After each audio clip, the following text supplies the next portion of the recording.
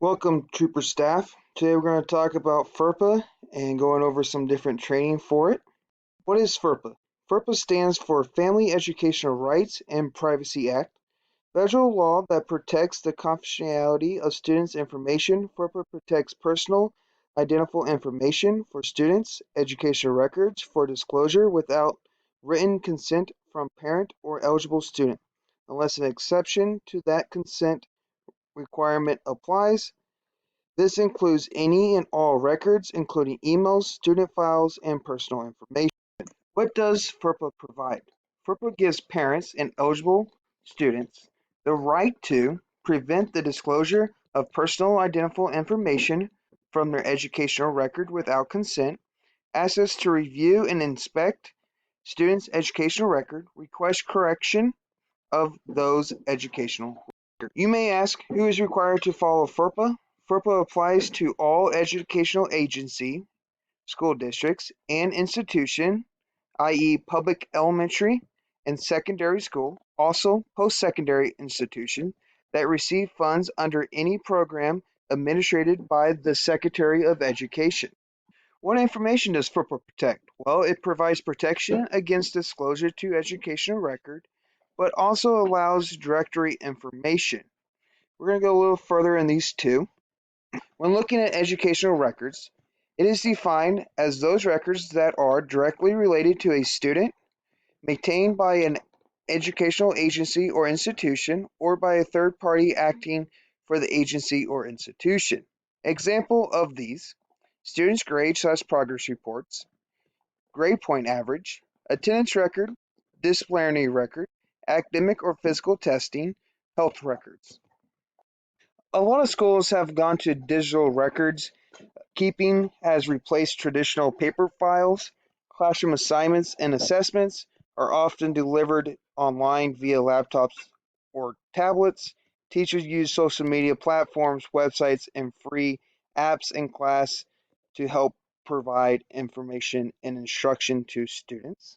When looking at directorial information, FERPA defines directorial information as information contained in a student educational record that would not generally be considered harmful or an invasion of privacy if disclosed. Example: student name, address, phone number, electronic mailing address, photograph, date and place of birth, major field of study, grade level, date of attendance, degree, honor/awards received.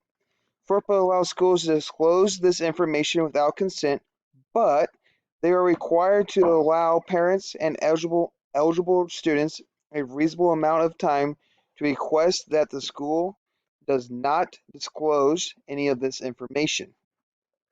Some special circumstances for disclosure: it can include to other school officials with legitimate educational interests, example, other educators, academic coaches, or tutors; to appropriate officials in health/safety emergency, example, if a student is having an allergic reaction, we are allowed to tell paramedics the student's allergies that they have.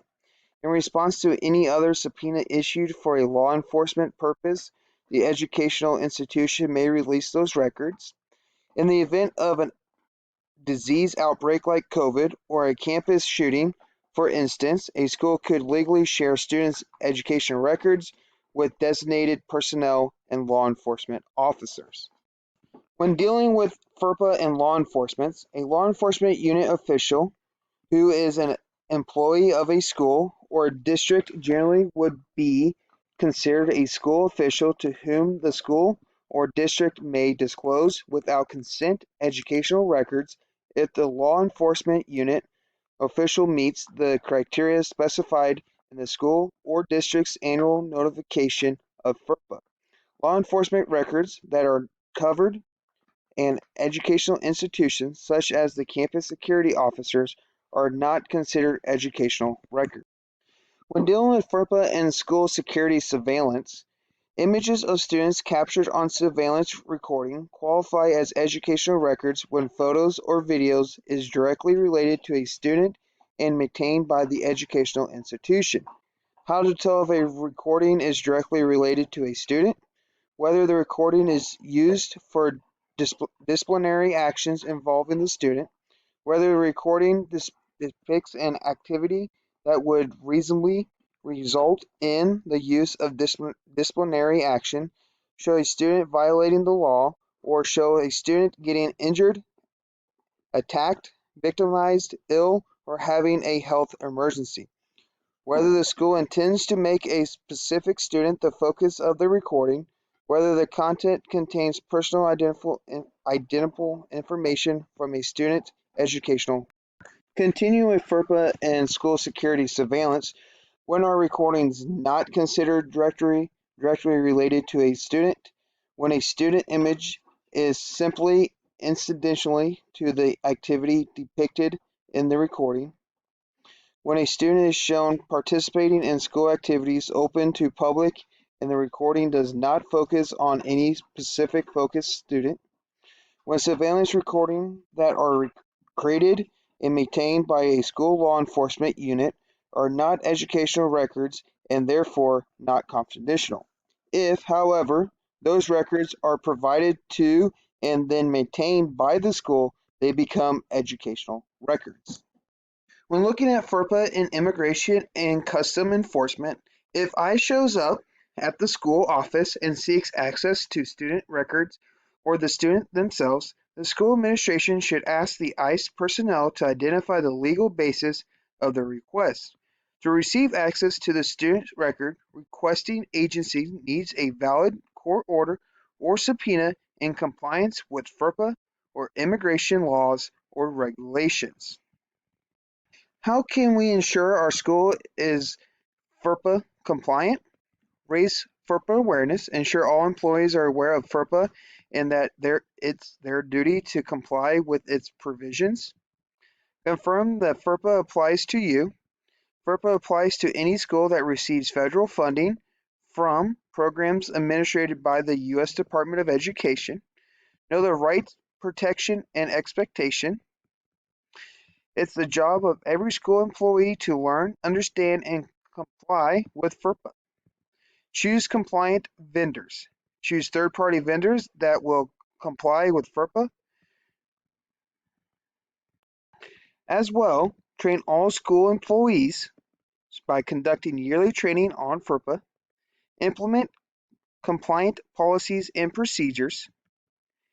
Encrypt files and emails. Implement other provision tools. Ensure that all tools in place that help the entire school comply with FERPA guidelines. For example, compliance monitoring and case management software.